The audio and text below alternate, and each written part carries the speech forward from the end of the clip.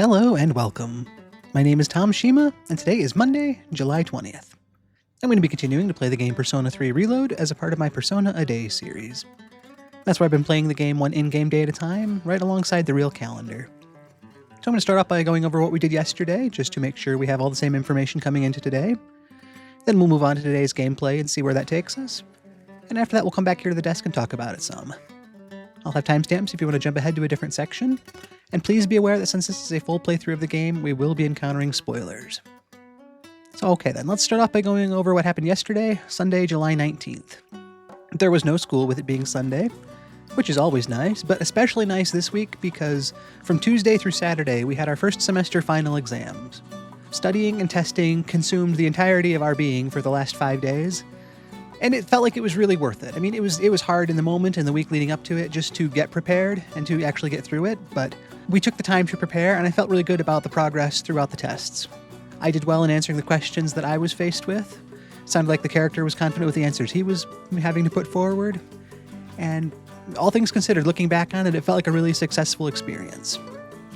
I guess we'll know for sure later this week when they announce the exam results, but feeling good about it now is a productive, positive sign, at the very least, going forward. So yeah, there was no school yesterday, though, so I started off as I did with a watching of Tanaka's amazing Commodities. He was selling a couple different kinds of corn yesterday, and it wasn't exactly anything I thought I was going to need, and for the price he was selling it at, it was kind of one of those I decided not to purchase it. I kind of went back and forth, and it's one of those things I hope I don't end up regretting later, but I really couldn't justify the cost he was asking for what he was selling, so it was fun to watch the episode yesterday, but it didn't result in a purchase this time around. And then from there, as I like to do, I got out and took a walk around a little bit. One of my stops was the recently reopened Mayoido Antiques place. That will be a place we'll see a lot of going forward in the playthrough because they can craft new equipment for the party.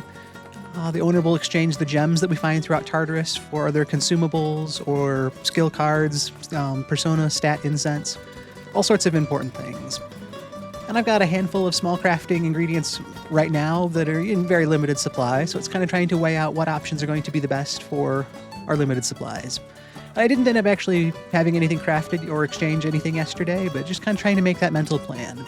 And just stopping in a new store and taking that look around for something to do with the day. I'm kind of trying to plan to do all this at once. Next time I can buy some gear from Officer Kurosawa and update the gear at the same time with that at the antique store, just to really try to make the most of both those limited pools of resources. But after those little bits of sightseeing around town, the main feature of Sunday afternoons, as it normally is in-game, has been to meet up with Maya and play Innocent Sin online. That's been a lot of fun this entire playthrough, and yesterday was no exception, though it was a little different, a little rough at the starting, because as we logged into the game, there was a system announcement from the admins that the company running Innocent Sin Online sounds like they're planning to cease operations in the near future. So of course Maya and I were, very shaken up about that, devastated almost. Especially Maya, who seems like she's been playing the game much longer than I have. I started playing back in May when the internet was restored to the dorm, but she sounds like she'd been playing quite some time prior to that. And more than just losing our game, it forced us to re-examine the relationship that we have. Because the game has been that medium that we've interacted with each other. As far as I know her, she is Maya, and as far as she knows me, I'm Tatsuya. Those are our characters. That's the place we've chatted, we've got to know each other. And we also kind of talked that doesn't change the relationship that we have, because we the players are still the players. Maya even said, maybe we can take up a different game together, or who knows, maybe even meet IRL sometime. So it doesn't mean that we're losing our relationship, but it means that it's being forced to change. And neither of us really wanted that. And at the other side of it, we're also both gamers. We're losing a game that we both love, which is just hard in a different way. But rather than do nothing, Maya wants to come up with a plan, and she came up with the idea of taking all the chat logs that she has of our conversations and sending them to the developers, just to kind of show the real meaningful connection people are able to make within the game, to try to appeal to them that way. I don't think either of us really harbor any idea that that's going to change anything, but there's just that little bit of that cathartic feeling of trying to do something rather than just sitting there and letting the inevitable happen. But it was nice to just kind of take that step back and really look a bit more differently at the nature of our relationship and all the kind of things we were taking as that they were just always going to be there. This game's not going anywhere. We can always talk to each other that way, but the impermanence of things. And the other side of that, too, the fact that the relationship doesn't dissolve when the game changes. It just changes. If we play something else, it'll still be us on the keyboards. We'll still be chatting with the same people, but it'll be in a different way. The good and the bad. The whole existential side of the relationship was kind of examined yesterday, and it was nice to get to the end of that and kind of realize we both feel the same way about that. It does hurt that we're losing what we have, but we don't want to let this be the end of it either. There's enough of a connection between the both of us that we do want to try to foster it somewhere else and not just lose it when the game goes away. So in that agreement, we gained a little bit of... we gained a whole rank of progress. We got a little bit closer, but that took the Hermit rank up to rank 9. So we are right near the end of the storyline for the Hermit social link. Yesterday was just as pivotal a moment as all the others in it. So after that, I'm sure we enjoyed whatever gaming we could. Probably framed some things differently for whatever progress we wanted to make and experiences we wanted to have before the game comes to a close, but it was still a good afternoon of gaming and socializing. In the end, I met up with Fuka, Yukari, and Junpei. They were up on the second floor. Akihiko and Mitsuru were out, so we weren't going to be able to go to Tartarus last night. But we've got this trip to Yakushima coming up. Kind of surprised that's the first I've mentioned that today, but that is coming up, so they were talking about that last night. And more than that, Fuka kind of noticed that she and Yukari had been doing some swimsuit shopping during the day, and Yukari seemed to be kind of preoccupied with other things. And Fuka just kind of thought she was acting a little different. And I'd kind of picked up on it as well when I saw them both out shopping. And Yukari even owned up to that and said, she didn't even really know why. She just said, something just doesn't feel right. Something's making me feel uneasy about all this. And that definitely gave me pause because she's been pretty spot on with her intuition on other things from what I've known her for the last couple months. So just, keeping that bit of knowledge in the back of my head. Junpei, on the other hand, was sitting on the other side of the table and said, I'm excited. He was just totally positive about this whole upcoming trip. He can't wait to get to the beach. He can't wait to see the ladies in the swimsuits. That's what he wants. And Yukari and Fuka just asked him if that's all he really cared about. They were almost jealous that he was able to put aside any sorts of worries and just look forward to the things he was looking forward to. And in just perfect Junpei format, he basically said, that's what you need to do. You need to just ignore the things that you don't want or that you can't change and look forward to the things that you are excited for. A surprisingly simple way to look at life, but an effective one. Focus on the good, change what you can, but if it can't be fought against, try not to let it get to you. It's just easier said than done, but just keep looking forward to the good. If there's a stumbling block, look around it. Do something different. Don't change your goal, just change your path. So that kind of really seems to so epitomize Junpei's approach to things. So it was a nice little bit of a deep conversation up there, just amongst the four of us. And I wanted to keep it easy for the rest of the night. I'd considered getting dinner, but then I noticed some other people had used the shared computer. And that got me thinking about that one security website URL that the guy at Club Escapade was selling. I didn't exactly know what it was going to offer us, but it felt like that last night was the perfect chance to do something like that. I didn't have any other specific plans set up. I wasn't doing any social links. We weren't going to Tartarus. So it's been fewer and farther between that I've just had open evenings like that. So I made my way over to Club Escapade, bought that URL, and brought it back to the shared computer.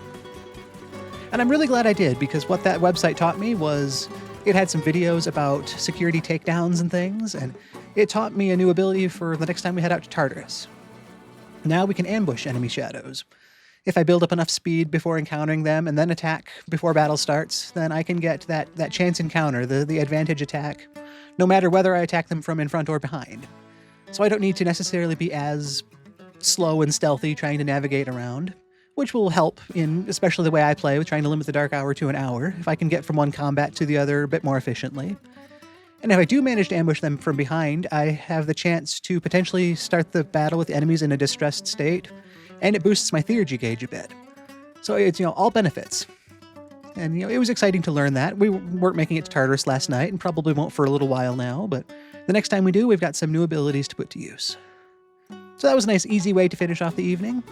We've got a trip coming up, so had to get to bed early last night to get ready for that, despite being all excited. We needed to get as much sleep as we could to be ready for it, but got to bed at a good hour last night to rest up, feeling excited about the freedom we have and the new experiences and the fun we're hoping to have the rest of this week. So that was how yesterday came together. It was a good day. Sets us up hopefully for a really exciting and fun week. It's what we've been looking forward to since before exams started. So this is kind of that reward for the effort we put in last week. So let's get over to the game and see how we can enjoy it. We'll be right there.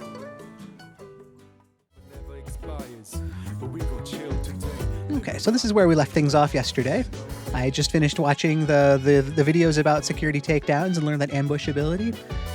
And it had gotten late, so I headed back to my room. So that was the end of Sunday.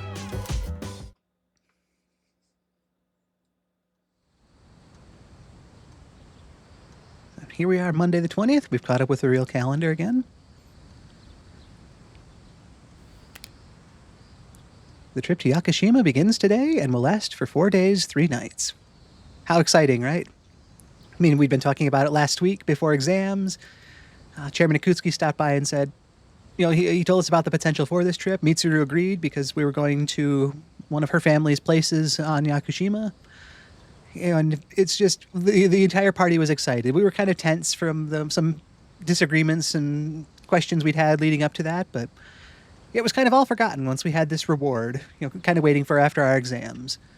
Also, for the successes we've had as the group, fighting the shadows and exploring Tartarus. This is just that nice break to enjoy our youth, basically, to this vacation during our high school summer as a group, but something new to enjoy. So all that looking forward to it, today is the day. This is the morning of it. It's going to be fun. I need to get ready. Look at that. Whoa! Looks like we're finally coming up on the island! Hell yeah! Yeah!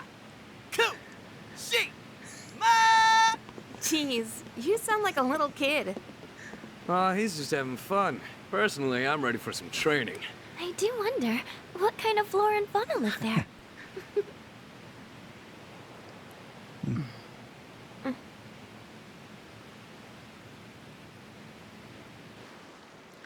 Yeah, it's got to be so exciting at this point. Kind of hard to talk during the cutscene there, but that epitomized so much of everybody there. Junpei just being unbridledly excited. Wow. Fuka wanting to check out the flora and fauna. Her room was full of plants. She was actually the one that found me that poinsettia, that Christmas star that I needed for Elizabeth's requests. So she's got all the sorts of plants and stuff. Akihiko in his training, of course. It's just such a cool opportunity. And look at this. I mean, wow says it all, looking at the decor in here. I mean, a fancy hallway with fancy art and literal columns in the hall and just wow. It's like we're in an episode of the lifestyles of the rich and fabulous.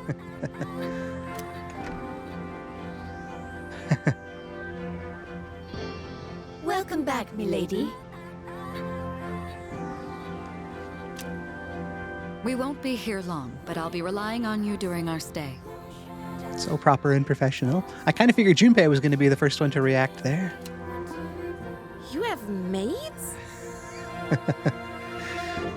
It is kind of one of those, like, it fits the type of character that Mitsuru seems like, but even still seeing it, it's like, wow, that you really do have maids. And you must be her associates from school, correct? Welcome to the Kirijo vacation home. Please, follow me. Associates? A very fancy classification for us. Dude, real life maids. There's the reaction. I knew she was from an important family, but this definitely proves it. Right? Yeah. I mean, it's one of those, it looks like the kind of thing that you would expect. Oh, yeah, she's from a rich family. She's probably got maids. But to actually see it, it's like, wow, she really does. It's not just some rich person motif there. It's like she legitimately has real maids here.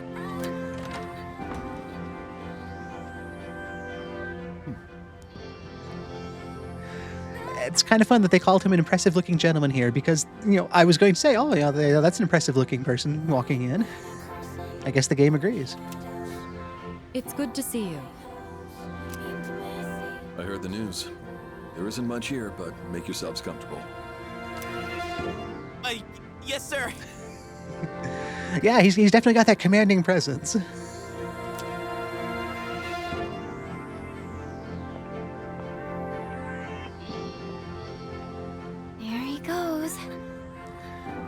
Yeah, that was quite the exchange, wasn't it? Very direct, very brief, very...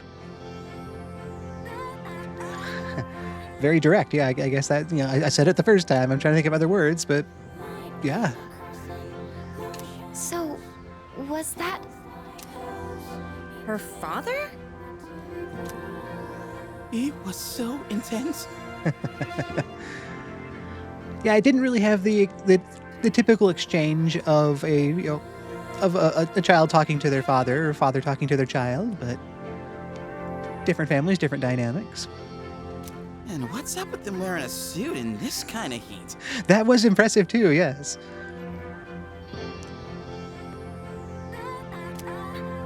What's wrong with that? There's nothing wrong with it, but especially in Yakushima, I did a little bit of research, and I can't actually remember the temperature conversion right now, so bear with me, rest of the world, but the average temperature is right around 81 degrees Fahrenheit around July, with a lot of times getting much warmer than that, so that was just the average side of things, so that looked like a lot of layers on that suit. It's obviously, a good suit will, keep you a little bit cooler, but it's still a lot of layers for a lot of heat. We won't be here long, but make yourself at home.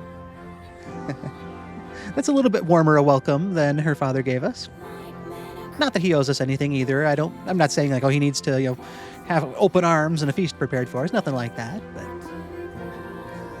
nice to have a more casual welcome in here than just an assignment to have fun feeling. Sweet! This is gonna rock! It will, yes. Again, how exciting for the whole team, too, just to kind of get past everything we did and have this waiting for us and to actually be here now after talking about it and thinking about it. Now we're doing it. Hey, wanna go to the beach? It's literally right there! We gotta go to the beach, yeah. Oh man, I'm so ready for this! And that's one of those things, too. It's like 4 days, 3 nights. That probably seems like a ton of time, a lot of time to do, but at the same time, seeing this all now, it's like, there's everything I want to do. There's the beach. There's the forests around. There's the house itself to see. It's like 4 days is barely enough to scratch the surface on any one part of it, so we can't waste any time here. What? We just got here. I mean, it's gonna take time to get changed and stuff. Then I'll see you there. I like it. Perfect Junpei response. It's like, yeah, okay, you do that, but I'm not going to waste a minute, so I'm going to go get started now. You slowpokes can catch up later. I'm not gonna waste a single minute. There you go, yeah. Junpei making the most of life. Look at that. The literally sparkling water. Got the sandals on, giving my feet a chance to breathe. Yep, summer's here. Yeah. Darn. There's nothing out there I can use as a marker. Too bad. I was hoping for a good swim. And I really do like Akihiko's one-track mind on so many things, and just how he looks for training and no matter what he's doing. But I think he does find that fun, so... What's with that swimsuit? What do you mean? Dude, swim briefs? Nobody wants to see your junk. But they're better for swimming. Again, that reaction is so Akihiko. It's like, this is the efficient choice for the training I want to do. It's not about anything other than that. It's not a fashion statement. It's not anything like that. This is the best thing for my training. Why would I wear anything else? Just like that's like the sky is blue, the water is wet. This is what I'm going to wear. Of course it is. You gotta be kidding. We come all the way to the beach, and you're gonna train? As I was saying before we went off on this fashion tangent, though, it's like, this is something that Akihiko does seem to find fun. I mean, he'll do it whenever he can. He wants to get stronger, but I think that drive and that want is actually something that motivates him, and he wouldn't do it if he doesn't enjoy it. So if that's what he wants to do on his vacation on the beach, that's what he should do. What's wrong with that? You got a better idea? Ooh, let's see Junpei's side of this. He does have an idea. Damn right I do! It's summertime at the beach! I've got the perfect activity. Oh? He's really good at selling ideas. I mean, he's got my interest. Okay, what is this idea? Wow, It's beautiful. Aha. I think his idea will become clear sooner than later. Oh, hey, they're here.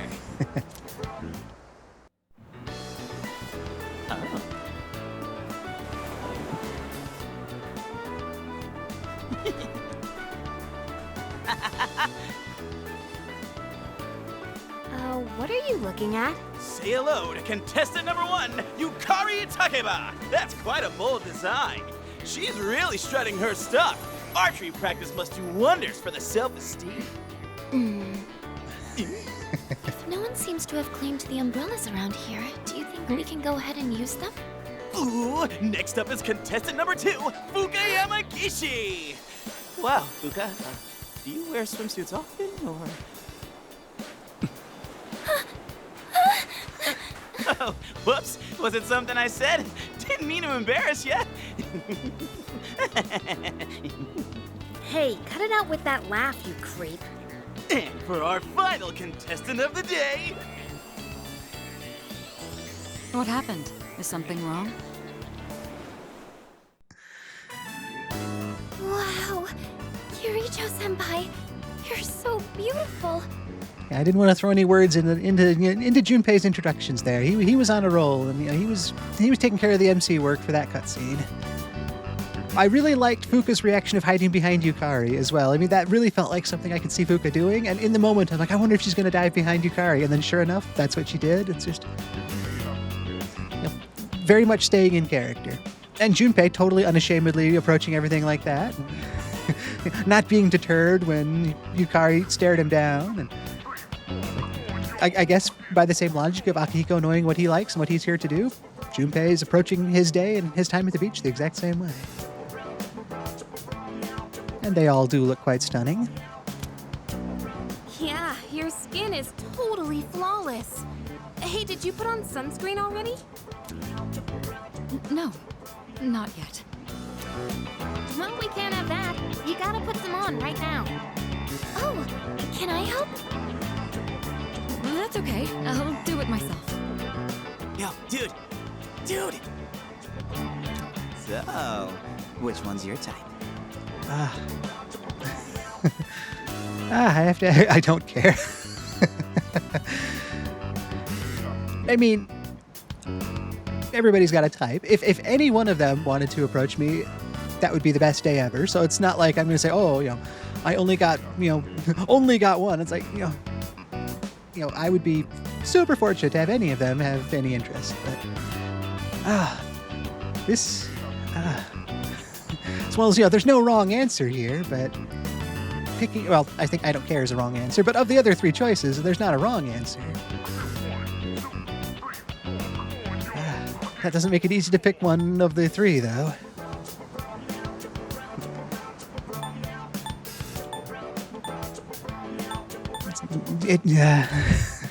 It probably doesn't change. This feels harder than an exam question.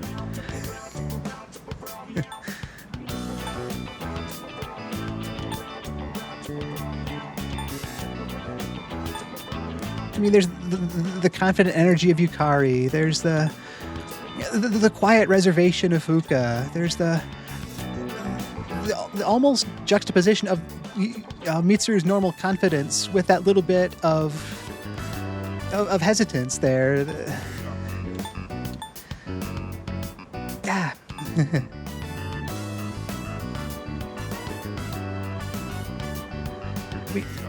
Yeah. I guess if Junpei were actually watching me stammer like this, he'd have given up on me by now because I'm taking too long. But I'm pretty sure he would have just declared his answer before this and just, here's my pick. You were taking too long, Tom.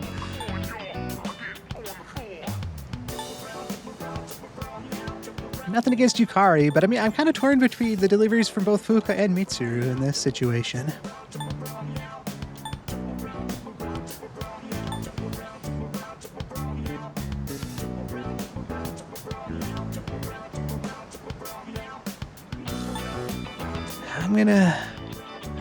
Again, there's not a wrong choice here, so it doesn't really deserve that much agony over these choices, but...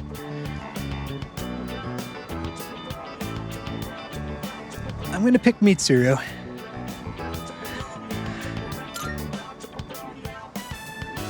Whoa, seriously? You got balls, man. Again, I mean, it's like, there wasn't a wrong choice amongst them. I could have said any of those answers and felt like I was right. But even the act of choosing feels like I'm trying to prioritize one over the other, which feels like an impossible choice. That was a surprisingly deep question. And they all have so many good qualities that it's hard to just pick one. Man, this is great. I'm in heaven. And I guess the game didn't linger on it, so it's not one of those things that I needed to agonize over as much as I did. But still, it just felt like it deserved proper consideration. And Junpei is definitely loving this. And Akihiko just kind of seems to have that deadpan face back there of like, this is what you're focused on? You know, when we could be training? What's fun about this, almost? All right, I think it's about time for a swim. I guess, you know, I was potentially discounting Akihiko a bit too much there, but I also like how Junpei just instantly changed gears. It's like, okay, I got to look at them, I got to see everybody's reactions, now I'm gonna go swim. You know, I'm on to the next thing now. And away he goes. Oh, I'm not letting you win that easy. Aha, now it's a competition.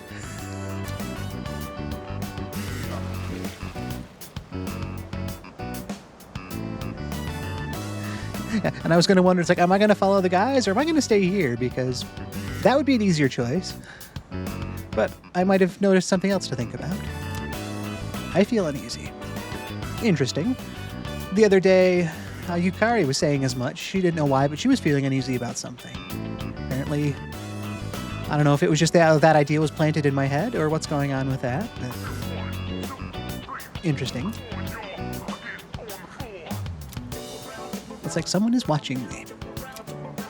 Whoa, it's cold.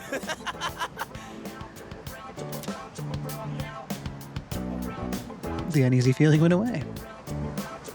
Interesting. What are you standing over there for? The water's fine. It does sound really nice on a day like this.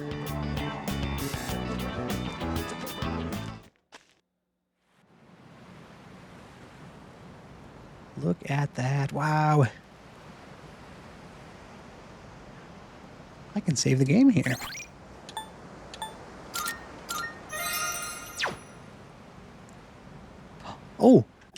I see that exclamation mark down there, and I'm really glad they marked that because I was kind of thinking about that the other day, but I want to feel the ocean, or I wish to feel the ocean. That was a task from Elizabeth that we picked up, and I remember wondering in the moment, how am I going to bring something from the ocean? I was trying to think about what in town could possibly relate to that, and the game was quite literal, bring something from the ocean. We are at the ocean, so I want to talk to everybody here, but since I've got this request, I really want to make sure I don't miss that, because something tells me it's going to be hard to come back to the ocean.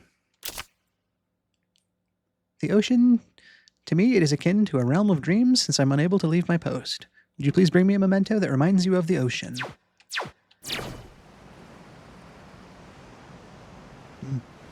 There's so much to see and to explore. All right, well, I'm going to grab some... Well, there's a lot of exclamation marks around.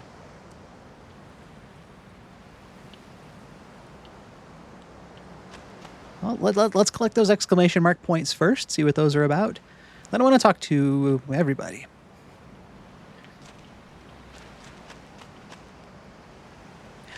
It's one of those things, I don't even know where to go first. There's so many things to see and experience.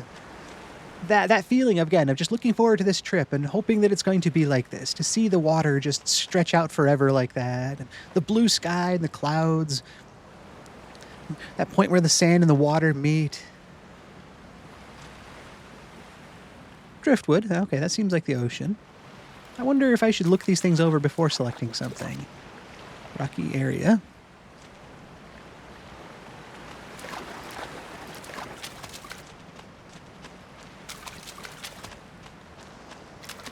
The detail of them running at the edge of the water there and the sound of the water versus just the sound of the flip-flops on the beach. The beach? I feel like there was one more around here, yeah. And by the pier. Well, I mean, if I'm basing it by like what's underfoot, look like almost like seaweed, seagrass things there. Shells. I mean, it's really hard to say that anything but a shell to epitomize the beach, but I mean, that might just be me. But if I'm picturing something from the beach, my thoughts go to like, seashells and things. Rocks as well. I mean, that or rocks. I've never actually seen the ocean, so it's kind of one of those like I'm seeing this and just kind of making those assumptions based on what I think it would be like. But I've seen some bigger lakes, so I mean, I'm sure that doesn't compare to the actual ocean. But you get those big ones where you can't see across. I've seen vistas kind of like this, but not actual ocean. So what am I trying to pick up here? Is it shells? There's white sand on the beach, so fine it feels nice, or so fine. It's so fine. It feels nice under my feet. That was always a nice feeling at beaches. Come to think of it, Elizabeth asked me to get her something that feels like the ocean. Yeah, so Elizabeth might be happy if I gave her a pretty seashell from the beach. Pretty seashell. Oh, I wonder if I can take everything then. Potentially greedy, but maybe if I give her a choice of what she wants. Oh, okay. So, did it do... yeah, I see the other exclamation mark down there still. What's this then? By the pier? Watching the waves roll onto the shore is somewhat calming. Oh, it's so calming. I could just close my eyes and just listen to that for quite a while. There's some seaweed.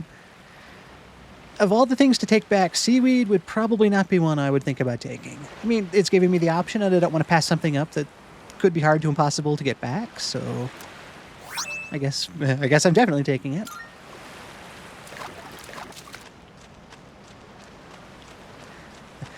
They're all out playing, and however they do it, I'm just doing laps down the beach and back. I'm surprised Akihiko isn't right there with me trying to race me. Maybe he's watching and wondering. I wonder if this driftwood washed ashore from a distant place. Come to think of it, Elizabeth asked me to get her something that feels like the ocean. Might be happy if I gave her some driftwood. Yakushima wood.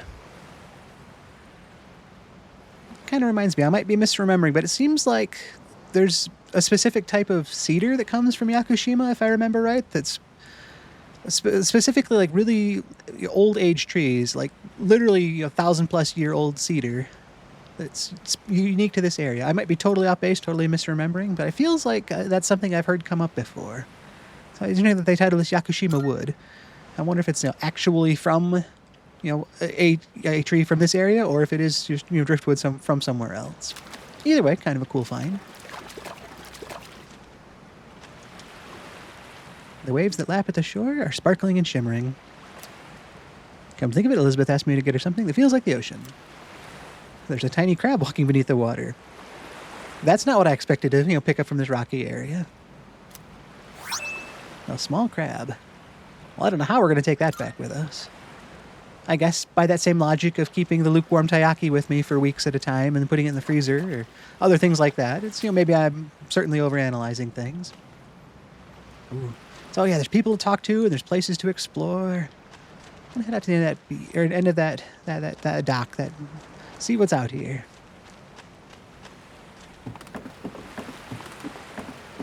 Nice. Yeah, looking all the way down the coastline there, all the way back this way.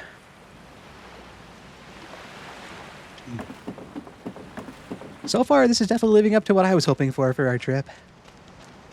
Got to start with Junpei. He feels like, he's definitely the one with a plan for this trip. So Junpei, how is Yakushima starting out? Woohoo! Thanks, Kirito-senpai. Right now, I feel like I could die with no regrets. Yeah, I do really feel like this is just what the team needed. We've been through so much already. I mean, it's only July. We've only been doing this since April, but to have a bit of a break now, to not think about school and not think about shadows and just have this once-in-a-lifetime experience like this. I guess a lot of experiences are technically once in a lifetime, but this definitely feels like it's more easy to be conscious of knowing that fact. Yukari, how you doing? here we are on summer vacation, but I still have to deal with Junpei's usual antics. Yeah, you say that, but I'm sure we'd miss it if he wasn't here. Fuka! Help us, please! What? Junpei, come on, stop! I see. Yep. Come on! Water fights are pretty much a given at the beach. Nice and cool, ain't it? That's one approach. It's usually better when everybody wants to be participating, but... Hey, knock it off! You're taking this too far! Okay, fine. You asked for it. I like how quickly she went from stop it to I'm gonna get even now. I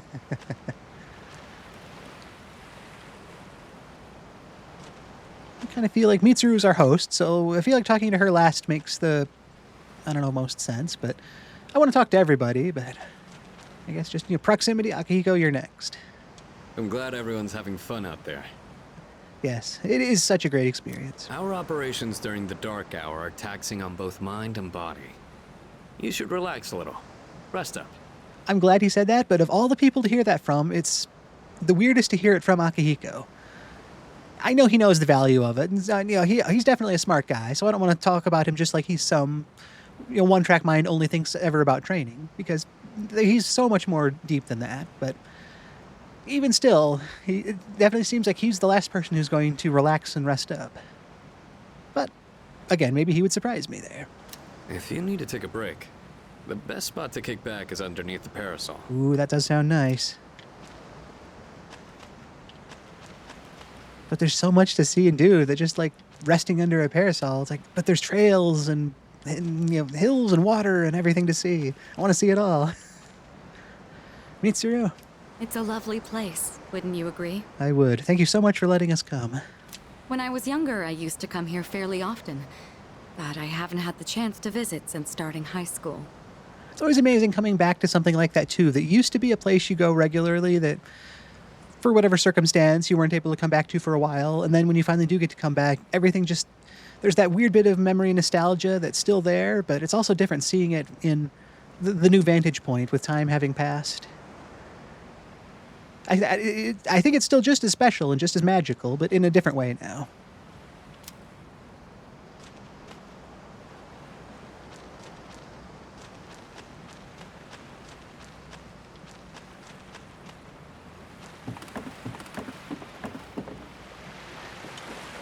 There's a boat docked at the pier. I bet it'd be nice to row a boat on this vast ocean. I bet it'd be interesting, but I could also kind of see that being a little bit scary if you don't know what you're doing. I mean, I guess anything on the water's got to be approached with respect and understanding and safety, but it's seeing these trails like this, it's can I actually go down this way, or will the game try to stop me? Having talked to everybody too, let's catch that save back up. It's been a few minutes. Well, I guess I've got a map here, don't I? Well, there are arrows pointing off. Something tells me with the rest of the team on the beach that me wandering off on my own is probably not the way to go, but having felt like I was being watched, that is definitely in my head. And Akihiko's mention about the best thing to do is, relax under an umbrella. I mean, I'm sure that's kind of the game's subtle way of saying, hey, once you're done here, go do that, but I'm not done here. I want to go this way. Hey! Dude, where are you going? They say never play alone at the beach. True, yeah. Guess we're not going this way. Kind of wish there were more ways to actually interact with everybody here, though. I mean, it was nice to talk to them, and I get that the game can only do so much, but I'm assuming I'm going to get the similar message this way. Well, I don't want to go back to the mansion. I mean, I want to see the mansion, but I don't want to go back at the expense of missing out on the beach here. Scuba diving SOS.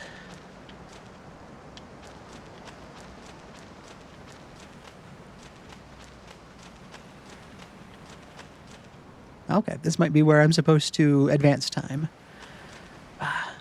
It's almost one of those, you don't want time to advance. You want to just take this moment and make it last, though. When will I be back here? When will I see this site again? It'll be a different day the next time, so technically this site is fleeting and it won't be the same again. Can I get that water fight from a different angle here?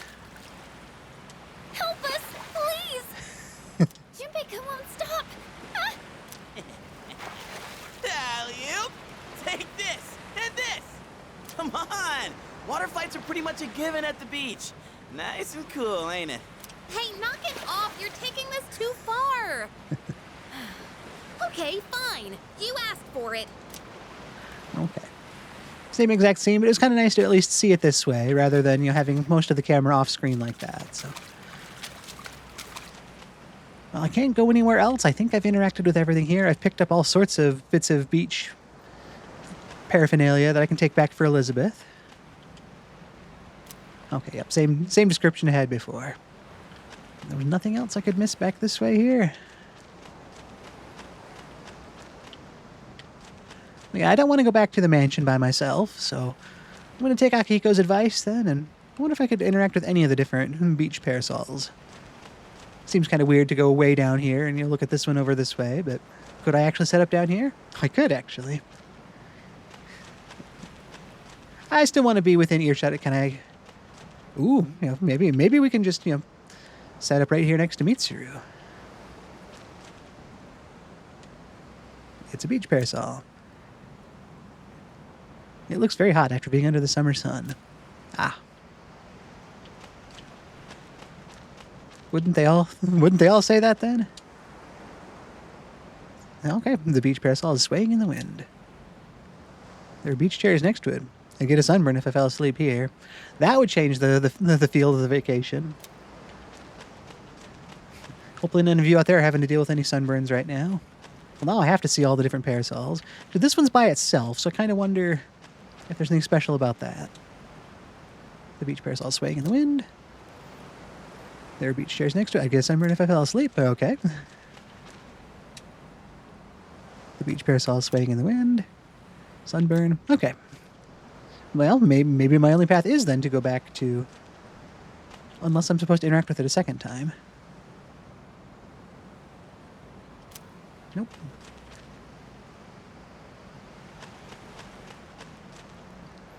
Well, I like to hope that at least we spend a good bit of time here today doing this for whatever happens next. I'm not sure what happens if I try to take this path, but I don't think there's anything else I can do without going down that path. Everybody see everything they've wanted to see here so far?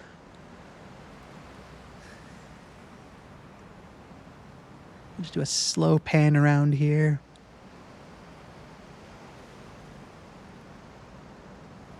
Even for me, though, it's kind of hard to say. It's like, do I want to see more? Yeah, I don't want to go away. I like it here. It's so inviting and so calming. But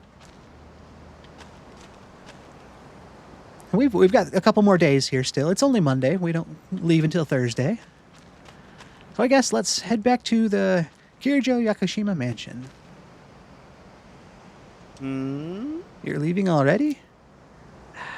Having him say it like that just kind of feels like I'm giving up on the fun and I'm leaving the group and everything. No, of course not. That's what I like to hear. This is the beach we're talking about here. You know what that means. Cute girls in bikinis.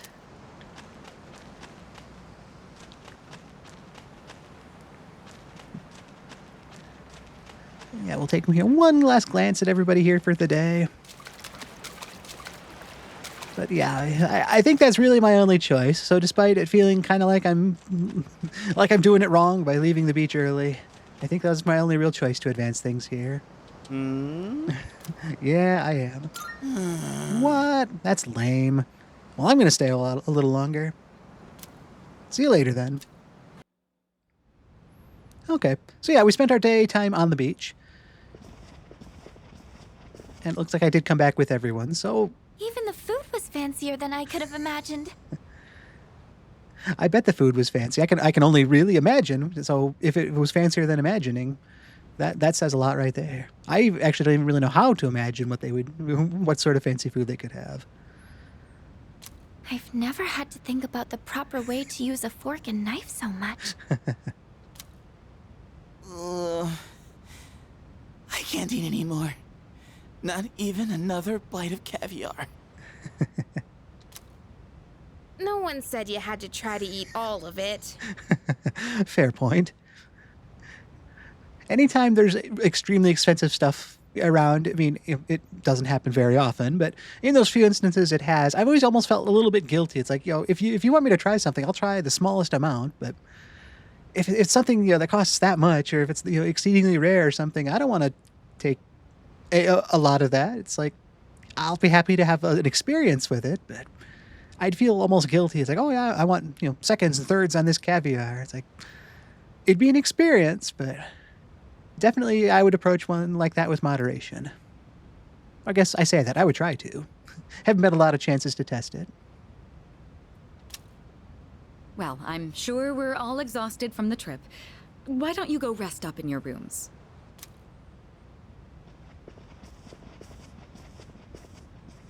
Oh, are you not coming with us, Senpai? Yes, I'll join you in just a minute.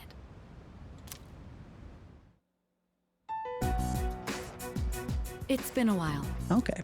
I wondered if she was going to try to talk a little bit more with her father. I'm glad that you're in good health. Still a very formal interaction between the two of them. Our guests are residents of the dorm, I presume. I'm sorry for bringing such a crowd. It is quite the crowd, and somewhat short notice, with it being less than a week ago I think we made these plans. About a week ago now. I heard you told them about the incident. Why did you hide it for so long? Interesting. That's not really the reaction I would have expected after I heard you told them about the incident. If anything, it would be like, why did you tell them? Why did you tell them? Not why did you hide it? And again, I don't think she was wrong for hiding it either. I don't even really think she was hiding it, because hiding it, I think, implies some level of intent. She just didn't tell us because it wasn't anything that had any bearing on what we were doing. It was just that general omission rather than an act of malicious concealment. I wasn't hiding it. Yeah, that's how I feel about it. I've told you time and again, none of the blame is yours. That is good to hear. I mean, it should go without saying, but I am glad he is saying it, because none of the blame is hers. That incident happened 10 years ago. But Two in harmony surpasses one in perfection. I like that. That has been our guiding principle since the Kirijo family separated from the Nanjo group. Interesting to highlight those both in green for us. Kirijo family and the Nanjo group. You must learn to trust in others, Mitsuru. That's a good lesson to try to apply for everybody, I think. And a very hard one at times to take to heart. Like, on paper, it sounds nice and simple and just, obvious, but in practice, not as easy. Not always. There are things in this world that cannot be accomplished alone, no matter how many sacrifices you make. Definitely true. That also fits well with the theme of Persona in general, and the getting stronger by way of making social links. Not just making better Persona, but by deepening your connection to others, and by that way strengthening yourself by having other allies like that. That really feels like what Takaharu Kirijo is saying in all this. That it really fits well within the Persona gameplay setup. I understand. You accessed our database, didn't you? She did mention that she was going to provide credentials for Fuka to log in and explore the database. Leave it to the group to notice that sort of thing. That brings me to my next question. Why didn't you ask me directly, instead of using this trip as an excuse? Interesting. I didn't even think about the trip that way. And so maybe this was... maybe Fuka hasn't accessed anything yet. Maybe this was when Mitsuru broke away from us. She wasn't just coming to talk to him. Maybe she was accessing the database to set up, that login ability for Fuka. I'm sorry. And I guess this also circles back to that idea about needing to trust as well. It's like, why didn't you ask me about this? What did you think my reaction was going to be? Did you think I would say no? Bring them here, all of them. Oh, that's a very direct direction. I have no intention of concealing the truth from them.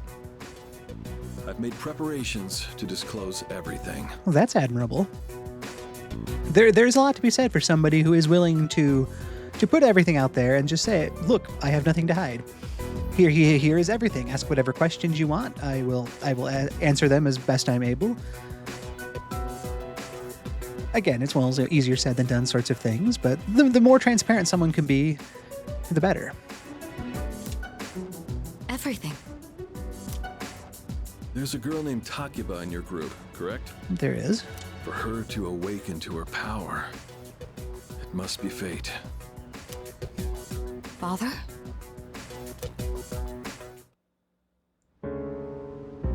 From what I understand, Mitsuru has already given you the short version. This is a fancy setup.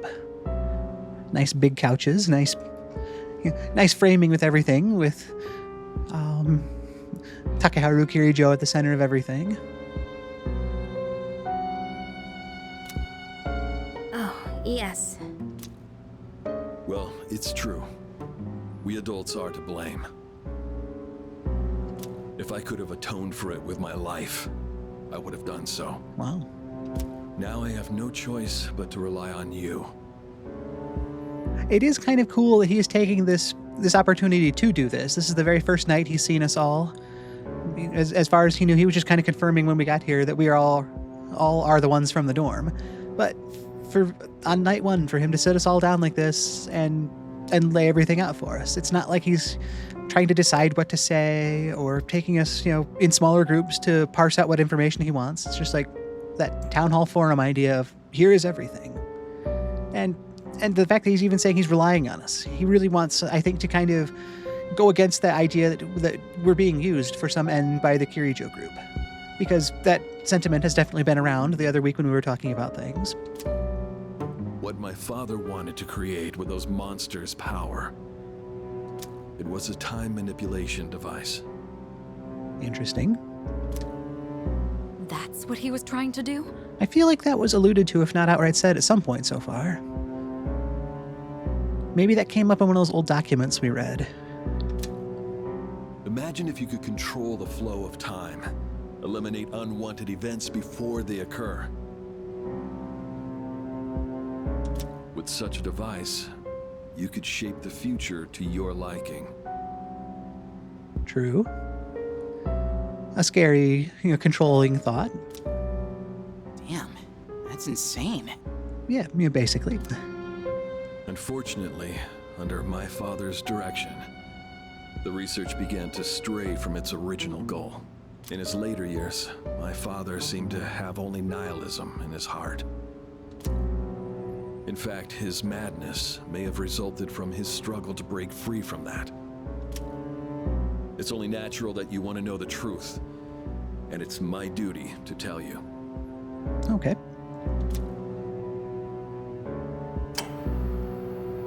What's this? This is the only existing footage of the accident, recorded by a scientist who was at the scene. Wow. I mean, yeah, he's really not holding anything back if he's going to show us actual, real footage of what happened. A video recording?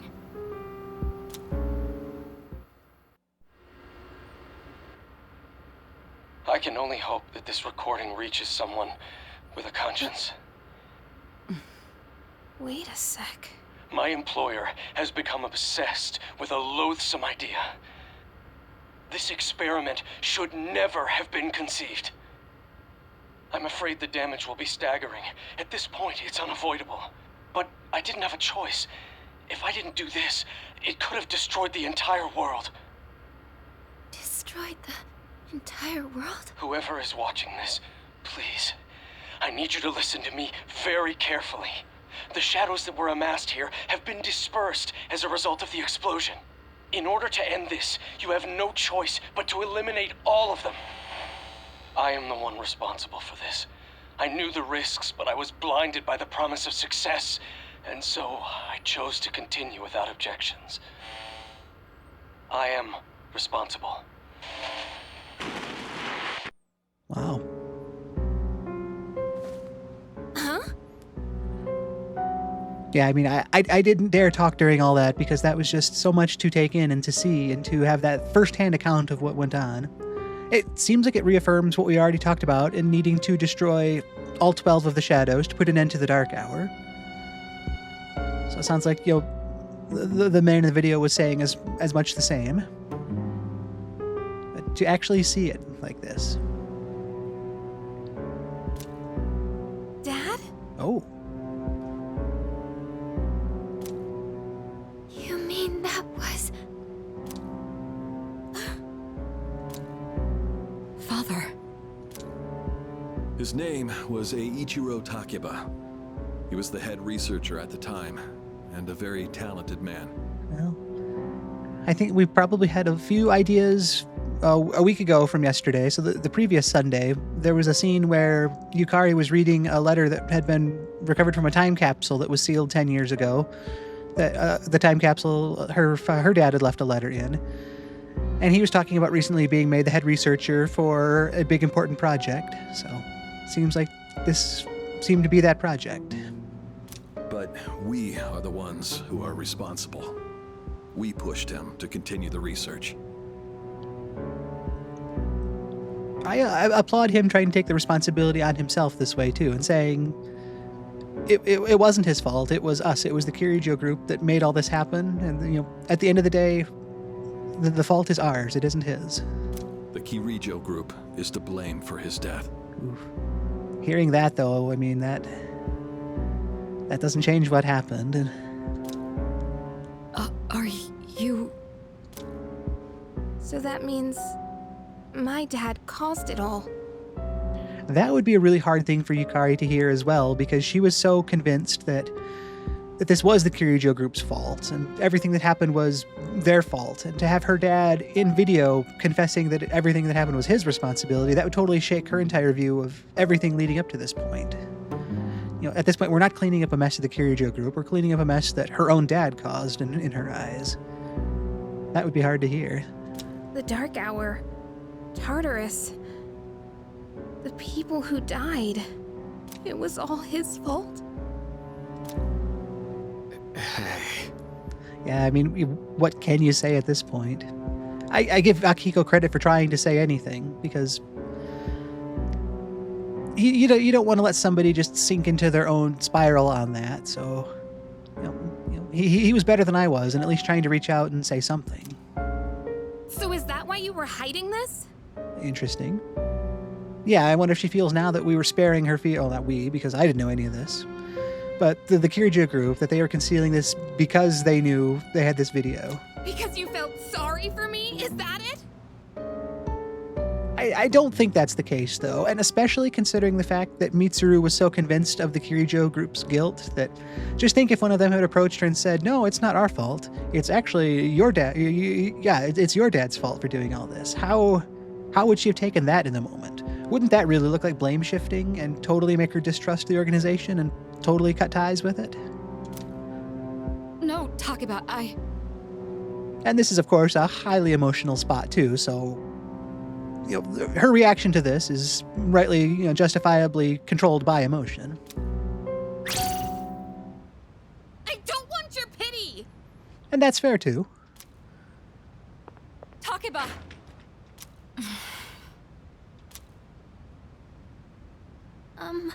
Shouldn't someone go after her?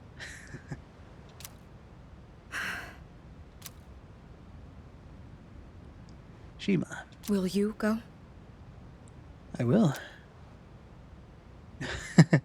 Yeah, I mean, another one of these choices where, sure, seems like the right answer. It seems a little, a little nonchalant, which I guess kind of feels like our character at times, but she's asking me. I've said this so many times with things that any of the party put forward, but especially Mitsuru. She wouldn't ask me to do something that she didn't think I was the best person for. Why me? It doesn't really matter why. She thinks I can do it. I trust her judgment on that. And just let her be. I mean, there is a part of me that maybe does think that. I mean, I still don't think that's the right answer, but I can't say that there isn't a part of me that would still consider that thought process, because were I in her shoes, I'm not sure I would want to see anybody else. I would want to try to process that on my own and not have somebody else around. So I don't want to instantly say just let her be isn't the right answer, but at the end of the day, I know that saying that isn't what should be done. So will I go? Sure. Thank you. I believed in him for so long.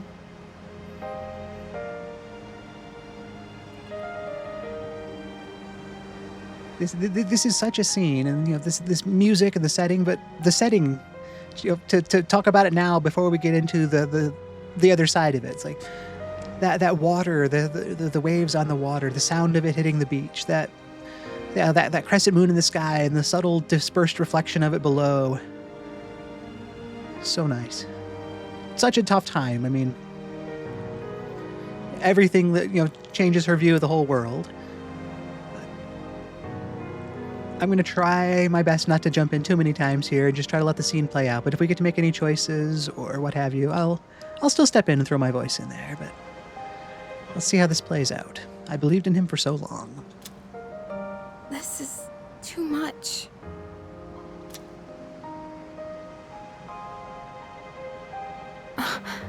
Shima-kun. Remember what I told you at the hospital? How my dad died when I was little. You understand now, right? He died in that incident. Nobody knew the truth, so there were all sorts of rumors.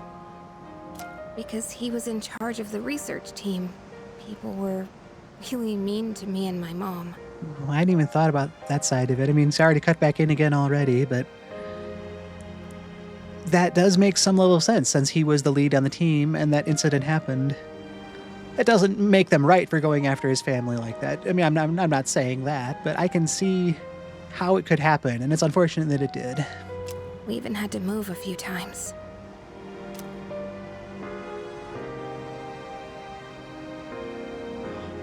Now here's where I will talk a bit, because this is actually kind of a tough choice looking at these. I'm not sure she really wants my feedback on a whole lot of this. I think she's telling me. She's not trying to have a conversation with me and have me drag more information out of her. I mean, I'm definitely not going to ask what they did, because I can infer as much, and if they had to move, it wasn't anything good. So I don't want to drag those feelings any more to the surface than they already are. That must have been tough. Kind of also feels like it goes without saying, because obviously it was tough. If things were so bad they had to move. And IC just kind of feels like that acknowledging that I heard what she said and letting her continue, but I don't want that to come across as dismissive either, because she is really laying her soul bare here and talking about all the bad things that happened. And I don't want to just sound like I'm saying, oh, I see. Like I'm just some clinical person taking notes here. It's like, okay, how did that make you feel, sort of thing. It's like, I'm not sure if saying that must have been tough acknowledges my understanding of things. I mean, it's low-hanging fruit because obviously it was tough. So, that's not some big revelation I'm contributing to here. But I mean, I'm going to rule out choice 3 here. I'm torn between the first two, but I don't want choice 1 to say I see to just feel like I'm trying to shut down the conversation. So I guess this keeps me the most in the moment and trying to empathize with it. And hopefully it comes across that way. Hopefully that's not one of those you don't even know how tough it was. How can you know how tough it was for us? Because that would be the other side of it too. I don't know what happened. I can only assume how tough it could be. And it, for all I know, is tougher than that. So it's a tough call. I'm going to go with this one though, just because it feels like the one I've got the least concerns about as an answer. That must have been tough. Yeah. But all this time, I kept telling myself it wasn't his fault. That would be so hard. I mean, that would be the one thing that kind of makes it all not bearable, but able to get past. They did all these things to my mom and I, but it was unfair. It wasn't my dad's fault. We didn't deserve any of this because my dad didn't do anything wrong. So for her entire core to be shaken like this. I loved him a lot. And I believed he'd never do anything wrong. So hard. And I don't think, even with the new knowledge of his responsibility and things, I don't think that should change her feelings towards her dad. I mean, in saying that, the love she has for her dad. She can question some of the choices he made or his motivations for things, but I don't think it should change that core level of love between father and daughter and vice versa. I received a letter back in spring. It was from him, written 10 years ago. It cracked me up, because even though he said to my family, it was more or less all about me. So yeah, in hearing that, obviously she was such a huge part of his life that was his entire focus. And that only made me believe in him more. When I found out I had a special power, I thought it was fate. I was scared, but I thought if I cooperated with the Kirijo group, I might find out what really happened. That's why I agreed to fight using my persona. Okay, so we've got a real solid background now for why Yukari is doing all this. She did seem so unsure back in spring when we first came to the dorm. She had her evoker, and even just holding it, she seemed to be nervous. At one point, she was trying to call her persona, and she couldn't even do that just because she was so apprehensive and nervous about doing all this. But she put that behind her because she was trying to search for that truth. But now I can see it was all for nothing. Mm. Even if the motivation changed, that doesn't change the good we did, the people that we helped, the incidents that we prevented. During that, I guess technically second full moon, the full moon of May, when we were on that runaway train, if we didn't stop that, all the people in both cars were facing grave danger, and we definitely wouldn't have succeeded without Yukari. I guess so. Okay, this one is easier, or it feels easier. She says that this was all for nothing. That, as I was just saying, that's not true. I guess so. Wrong. And come on, cheer up. I mean, that's the most dismissive thing I think I've read in all my choices so far tonight. Yeah. Oh yeah, your entire worldview has changed. Come on, cheer up. It can't be that bad. No, obviously no. So now I can see it's all for nothing. No, that's not true. You're just trying to make me feel better. I do want you to feel better, but I really, truly, 100% believe the good that has come from you having this power and being part of this team. We would not be where we are if it wasn't for you, and we have done good. I know we have. I believe we have. Reality sure is harsh, huh? That is true.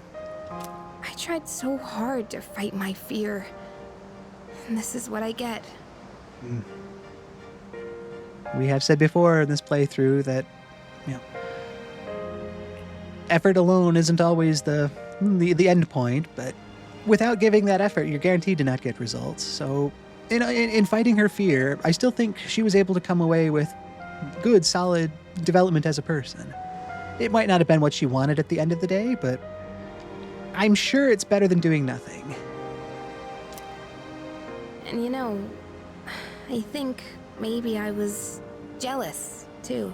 I mean, after all that's happened, why does Kirijo-senpai's father get to live? Okay. It's a hard thing to admit, but I can see that. And not wanting to actually put words to that, because you're not supposed to feel that way, but knowing you aren't supposed to feel that way and not feeling that way are different things, and I'm sure this is one of those why. I believe that my dad was a good person, and this wasn't his fault, and yet I lost him, and the people that I believed are the fault. They survived. How is reality fair? And again, you're not supposed to feel that way, but sometimes you just do. I'm a horrible person, aren't I? No, you're a person, just like all of us. Everybody's got those sides of us that we don't want to see, we don't want to confront, but they're there all the same. I'm a horrible person, aren't I? Not at all.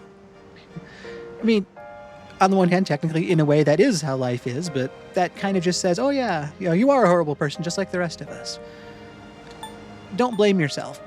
Again, that sounds like a hollow reassurance. That would just be me trying to make her feel better. But I feel like, not at all, because. I don't want it to just say, not at all, and let the silence hang there. I want to say not at all, kind of almost because that's how life is. But not just saying that's how life is. I want to first say that, no, you're not a horrible person. Like I say, you're just a person. We've all got those parts of us that are there, whether we want them to be or not. And it's how we choose to live with and around them that, I guess, shows what our limits are. Not at all. Wow. I don't know how you do it. You're always so calm. Nothing ever phases you. Oof. I must put on a good mask then, because under the surface, I guess, yeah, you guys get to be that voice in our game character's head here. As you're hearing me ramble on for 5 minutes about all these thoughts before just giving a 4-word answer. It's like, no, here are all the things that are going on and why I'm panicking. And I'm always so calm. Thinking back to this very beach this morning and standing there trying to decide which of the 3 I liked most. It's like, I'm a mess under the surface. I'm not always so calm. There were probably all sorts of times back to this playthrough. I mean, those times in Tartarus where I panicked significantly and made bad choices. And it's easy to look back and think of things that I wish had gone differently or that I changed. I'm really happy if I can present a calm exterior in the face of things that are a challenge. And I do my best to when I can, but I know that that's not a default state. That's, that takes effort and luck. But I'm glad that she can see me as calm and hopefully rely on me in that way. But I also want to throw out to her that I'm not the stone-faced statue that you think I am. Things bother me. Things get to me, just like they do to you. So if you think I'm strong, you've got that same potential for strength in you. And I do know where you're coming from because I've got the same fears you have in you. Did you really think I could just be cheered up so easily? I kind of hoped I could help. I mean, I'm not saying this is going to be one of those, like, snap my fingers and everything's happy and better again. And then, the sun comes up over the horizon right there. But I wanted to be there, just kind of reach out and say that you're not alone. I mean, that was kind of the purpose of being out here. Hearing her out, being there for her in whatever way she wants. I mean, this isn't the sort of problem that can just be fixed. And it's a dilemma, not a problem.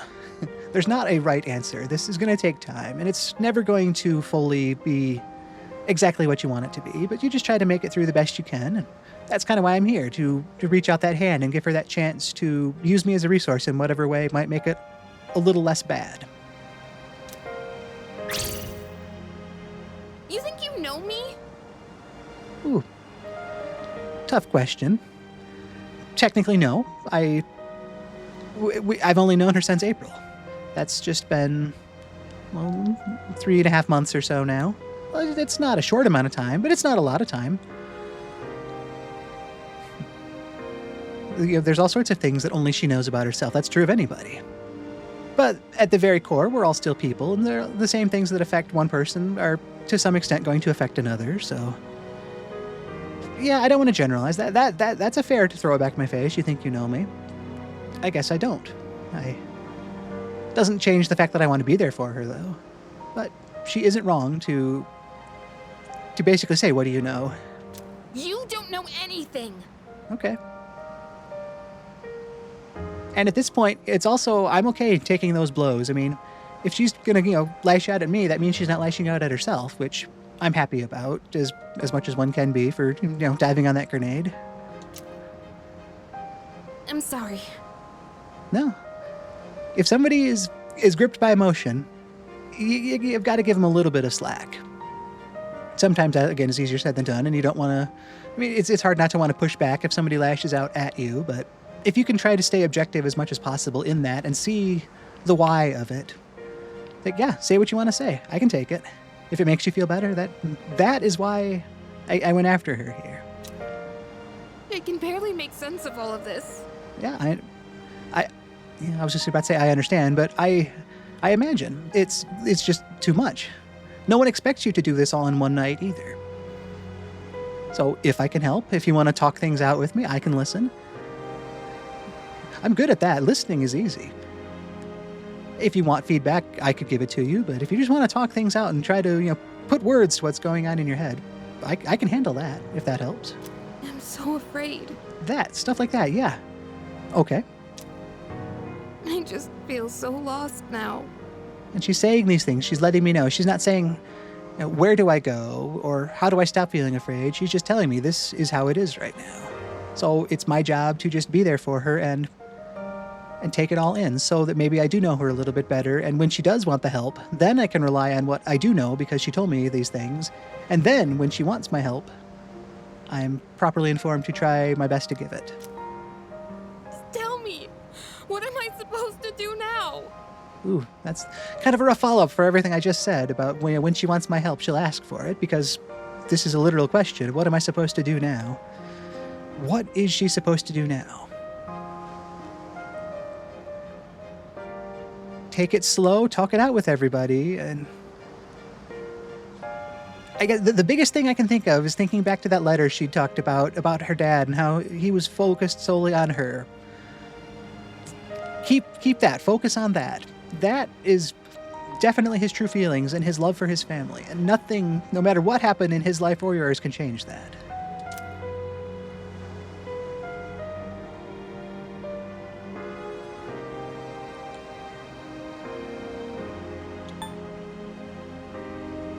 What am I supposed to do? Don't lose hope. It's okay not to know. Or stay with us and fight.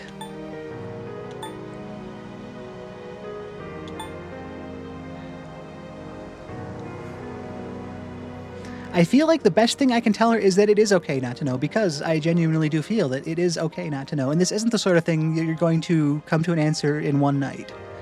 Saying don't lose hope, I mean, yeah, you've got to have that hope, but that kind of almost feels like it comes across as that borderline corny line of like, oh, just don't lose hope, believe in your friends, be happy, all those things that she's not right now. I mean, I'm not even sure she feels like she has hope at this point. Telling somebody not to lose it kind of, I guess, means keep looking for it, keep reaching for it, and try not to lose it. But stay with us and fight. I definitely want her to do that, but that doesn't seem like the right answer here. But I guess in the moment, right now, the best thing to do is to know that what you're going through is okay. It's hard. It's not something I can fix. It's not something that we can deal with in one night, but at this point, you're still okay not to know. With time, with interaction, maybe it'll get easier, which kind of ties into not losing hope. But I feel like saying it's okay not to know is a little more accommodating than telling her not to lose hope if it feels like she might already feel hopeless at this point. So I'm going to say, and even this doesn't really answer the question. She said, what am I supposed to do? And I'm, kind of meeting that with an it's okay not to know. It's like, that doesn't tell me what to do, but hopefully it's at least some level of reassurance that it's going to be hard, but you can move past it. It's okay not to know. Huh? You really are something else. Sorry for acting like this. I know you've lost your parents too. Yeah, but that doesn't change how she's feeling. Everything she feels is totally justified. If anything, maybe my character's able to approach things differently because of some level of that same experience, but this isn't about my character right now. This is all about what Yukari is trying to deal with. I'll be alright. I'm used to dealing with stressful situations. Okay, but I guess the biggest thing is you don't have to deal with it alone. Everybody wants time. I mean, like I said before we came out here, I'm the kind that would rather process a lot of this sort of thing in isolation and work through things as best I'm able before I try to reach out to others. I'm not saying that's the best way to go. I'm definitely qualified to say either or on that, but that just personally is how I like to approach things. So I can appreciate Yukari talking about trying to deal with stressful situations and having her own way to do that sort of thing. Anyway, thanks for listening. And I'm happy to do that. Anytime. Let me guess. Senpai asked you to bring me back, right? Technically, she did. I don't want to lie about that. I mean, I'm happy to come out here myself, but she did.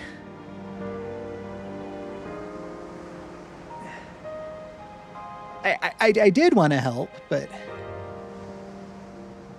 I was asked, and it feels like she directly asked me, Senpai asked you to bring me back, right? Yeah, that is technically true, and I want to approach things from that truthful standpoint, so in full disclosure, yeah. I thought so, but still, thanks. Anytime. Yukari is laughing, though her eyes are red from all the crying. Ooh. It feels like...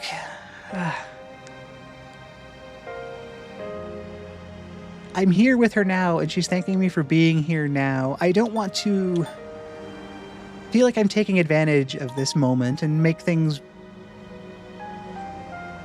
weird or wrong or worse, or just change what we've already got. I'm here for her, and she already knows that, so advancing it further... Again, I think she already knows I'm here for her, so I don't think she needs that physical acknowledgement of that. She's dealing with so much right now that I don't want to throw even more at her, so... It might be kind of a coward's answer here, but... I feel like it would be worse at this point to hug her, if that makes any sense. So... I'm going to just be there for her as we are now, and not try to force anything else. This is kinda awkward, huh? If she feels this is awkward, I can only imagine and wonder if reaching in, to hug her at this point would have been better, or if that would have just taken that awkward level up to a whole new level. I'd rather have this little bit of awkwardness than the really awkwardness if she wasn't receptive to those advances. Hey! And the fact that Junpei was approaching, if we were embracing as they approached, that would... I'm not sure Yukari would really be a fan of that. Yeesh, what's taking you guys so long? Everybody was getting worried. I guess I was talking with everybody for a while here, so this probably wasn't that long of a scene, but if things were progressing at the pace of my talking with all of you guys, then yeah, maybe they were wondering. It's like, it's been a half hour, where have they gone? So everybody was getting worried. It's almost the dark hour, so we gotta head back. It's kind of weird. I almost forgot that the dark hour exists. It's like, but we're not back at the dorm, but it's like, but the dark hour doesn't care where we are. Huh? Oh yeah, that's right.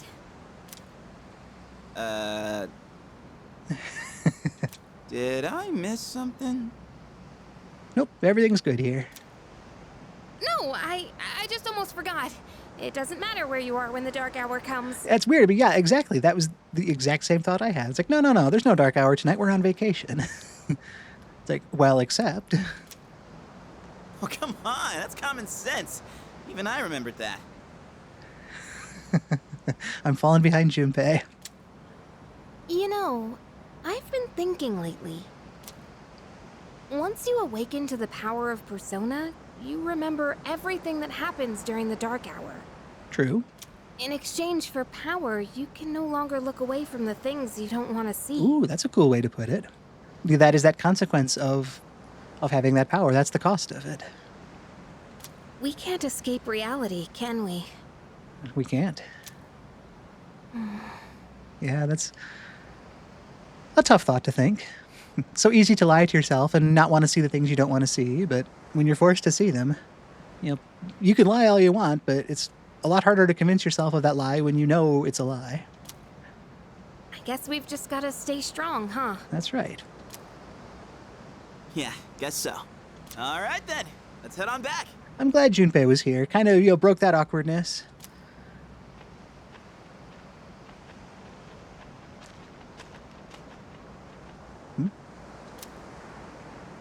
It feels like I'm being watched again. I decide to head back anyway.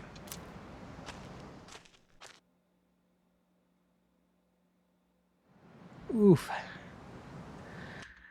That was the end of the 20th. Let's head back to the desk and talk about it. Okay, so here we are. That was the end of Monday, July 20th. And wow, what an amazing day. Such a long feeling day for what it was. It was the start of our Yakushima trip, the one we'd been waiting for all exam week. Seems like we got up and around nice and early and got out to it. Got a really cool scene on the ship as we were approaching the island. Everybody was excited and kind of in all of those same expected categories. Fuka wanted to see the flora and fauna of the area. Akihiko wanted to train. Junpei just wanted to have some fun. Even before we got there was that huge amount of excitement amongst everybody. We got to the vacation home that was basically a mansion with the really cool internal design, the paintings, the columns and everything, actual maids. just to really show the Kirijo group is that big fancy family. We got to meet Mitsuru's father. He seemed like a very direct, kind of abrupt kind of guy, but very forthright as well. A very commanding presence. But he welcomed us and said to make ourselves at home and to have fun. So it was a good welcome. It didn't seem like we were an imposition on what he was doing. It didn't feel like we were underfoot or in the way. And at Junpei's insistence, we hurriedly got down to the beach because that's what we're here for. And what a great scene that was. I mean, the visuals were amazing. The simple sounds of just the water hitting the beach was so calming and soothing. Getting to see everybody in their swim attire. Getting to voice my choice for which of the girls stood out to me most, which was a very hard choice. Picking up some souvenirs for Elizabeth. Some seashells, some seaweed, a crab, and some driftwood. That was the other piece. So a good selection of things to take back to her. I'm glad the game helped remind me to do that while we were here. It was really fun to see everybody enjoying themselves on the beach and to get to run up and down the beach, to go out on that little pier and see the boat down there. And just really enjoy it. A couple times having the character feel like he was being watched, that was kind of odd, and that uneasy feeling that came and went. But it was a good day just down at the beach, enjoying the sun, the water, the experience, the fun of it all. Got to go back to the mansion after that and have a really fancy dinner, it sounds like, caviar included. So we were all excited about that. It was even fancier than we expected it to be. Sounded like Junpei made the most of it, so that was cool. And that's when Mitsuru's father wanted to let everybody know everything he knew about the incident from 10 years ago. He knew that we had already been told some of it, and he wanted to own up to his responsible side of it as the current head of the Kirijo group. So he had us all assemble and talked about what we already knew and said that there was a recording, from the head researcher in the immediate aftermath of what happened. And he showed us that, and the researcher in the scene talked about how the company he was working for was doing some potentially terrible things, but at the end of the day, he said it's my fault. I went along with this research, and what's been happening, it's inevitable now, and it would be worse if I didn't do what I did, but this is still going to be bad, and everything that's going to happen is my doing. This researcher said that. He also reiterated that it's going to release these shadows, and they need to be defeated, which was kind of confirmation of stuff we had already heard before. That was the hypothesis that Chairman Akutsuki had come up with, that once we defeat the shadows, the remaining 6 special shadows, that would put an end to the Dark Hour. And so to hear that head researcher from 10 years ago saying as much as well, that was nice to see that our thoughts were on the right direction there. But at that point, Yukari, as soon as she saw it, she recognized that head researcher was her dad. So that totally flipped her understanding of what happened in the past on its head. She had totally blamed the Kirijo group before and thought that her father couldn't have led to anything like this. And so for him to say in the video that this was my fault, he did say that if he didn't do what he did, it would have meant the end of the world entirely. And Fuka picked up on that, and she was kind of surprised to hear that. But that doesn't change the fact that the large shadow they'd contained, that had broken up into the 12 special shadows and led to an explosion. So and for him to take responsibility for that, though, that changed the way Yukari looked at everything. She thought that her dad wasn't responsible and he was just another casualty in the Kirijo group's mishandling of things. So hearing all that, she couldn't process it, and she ran off because she just couldn't deal with it in the moment. Totally understandable. I mean, when your entire worldview is shaken like that. It gave me the chance to go after her and just kind of follow along and hear her out, where she was able to voice a lot of those concerns about, what do I do? I am scared. Nothing makes sense anymore. Here's what happened in the past. Everybody blamed my dad for it, and she and her mom were treated poorly. They had to move multiple times because of things that had happened, because everybody blamed her father.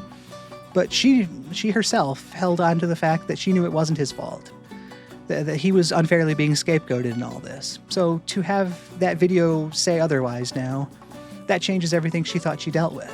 That doesn't change the bad things that she and her mom went through, because those are still bad things, but to have her own dad on tape admitting that he was the one that was responsible for these problems, she doesn't know what she's fighting for anymore. It's like, I was fighting for this because I wanted to to prove it wasn't his fault, basically, only to find out I have proof that he says it was his fault. So I was just kind of there to listen and offer what little I could. I mean, as I said in the moment, that's not the kind of problem you can solve overnight. And to some extent, she also kind of threw that back at me. It's like, what can you know about what I've been going through, what I'm dealing with now? And I can't. It's not easy. It's not supposed to be easy, and it's not going to be easy going forward, but I just wanted to be there for her in whatever capacity she wanted me for. As much or as little. I figured, this is going to be one of those things to take time, and whatever she wanted to share with me tonight was going to be information to go forward with. The biggest takeaway is when she asked me what she's supposed to do from here on, is I just said, it's okay not to know. You don't need to know tonight. It's not something you need to commit to right away. You take some time to think about it. It's not going to be easy, but you don't need to know right away. And she seemed happy to hear that. It's still hard. It still doesn't make things better, but I don't think she feels as bad as she did, and she seemed appreciative to have me there. I didn't let the scene go further. There was the option to hug her, but I thought that might have been kind of going a little too far in the moment. When she was already so on edge about everything else, I didn't want to just contribute further to that by potentially making her uncomfortable. And at the end of the evening, Junpei came and, he was right there and said, hey, the dark hour's about to start. We gotta, get back up to the house. It was kind of interesting that I hadn't even considered the dark hour was a thing that was going to happen tonight, but he was right, it was coming. So from there, we headed back up to the house to get ready for the dark hour and get to bed. So for the first day of the vacation, it had its ups and downs. There was a lot of fun in the afternoon. There was a lot of important knowledge that we gained in the evening. And it's going to just be really interesting to see what happens going forward from here, because we are still on vacation. We've got tomorrow and Thursday, tomorrow, Wednesday, and Thursday. It's only Monday today. This is a 4-day trip, so we're going to be on vacation until Thursday. How much we can really enjoy, given what we know now, it remains to be seen, but I hope we can make the most of it going forward. All said and done, it was a fun first day. I really enjoyed the time on the beach. Having real knowledge from the evening was hard to hear, and it's going to be hard to get past, but now we have it, and now we know, and now we can use that knowledge. So it was a good Monday. It was a great start to our vacation, and I'm just super excited to see it continue tomorrow. I hope you are as well. So that is the end of Monday, July 20th. It was an amazing day, a great start to the vacation, and I want to thank you so much for joining me on day one of our trip. My name is Tom Shima. I stream this Persona A Day series live every day at 12:30 Eastern Time. So anytime you want to be here to watch us live, I'd love to have you. I'm going to upload every day's playthrough to my YouTube channel as well, so if it doesn't work for your schedule to be here live, or you want to catch up on it at your own pace, those will all be available anytime for you there. And I just hope that we all have a great Monday. We're starting off a new week. Maybe we're not going to be on a beautiful beach this week, but try to find some fun out there wherever you can. Even if it's just 5 minutes, try to find something that you really want to do, that you've been looking forward to doing, and try to make the time to enjoy it. I hope we all have a great week, starting from day one all the way through. So I've been Tom Shima. Thank you again for joining me. I hope I can see you tomorrow. And until our paths cross again, take care. Thanks for being here, and goodbye.